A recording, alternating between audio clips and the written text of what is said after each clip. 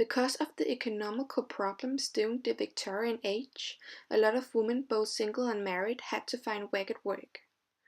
There were different kinds of work, which were typical for the women. The first job, which was widespread for the women, was the domestic work. That, for example, could include to keep a house clean. Maybe it could also include taking care of the children in the rich families. The second job, which a lot of women had, was in the textile fabrics, where the women worked in a mill.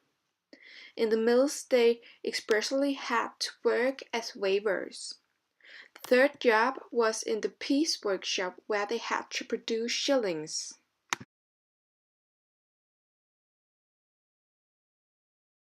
Two women from the Victorian Age. We hear the stories of two women's life and their view on work and working conditions for children.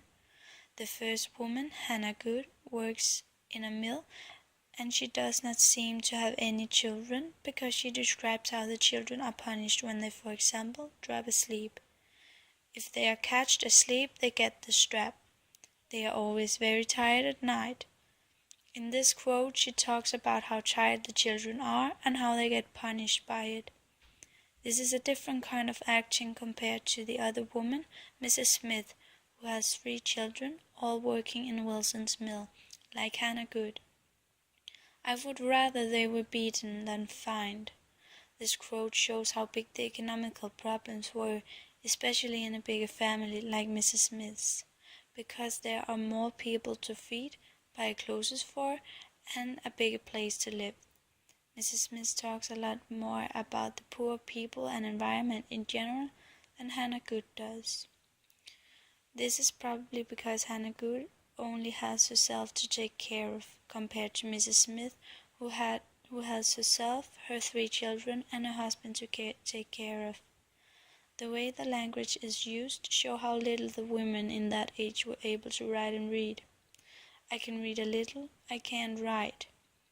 This is shown in this quote how the women were lower prioritized, which we also can see in their way of writing.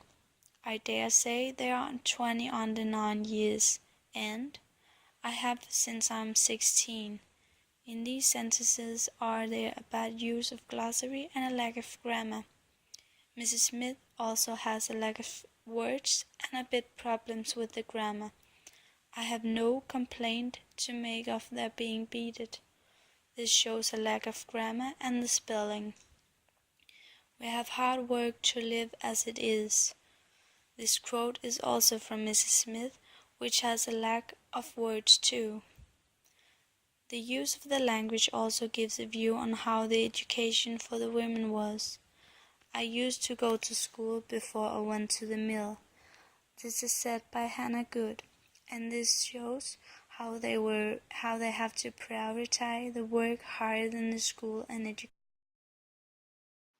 The reason why some workers are against the laws of children and women's work could be because of the economical situation is so bad, that the women and children have to do a lot of work, also harder work to earn money for the family to survive.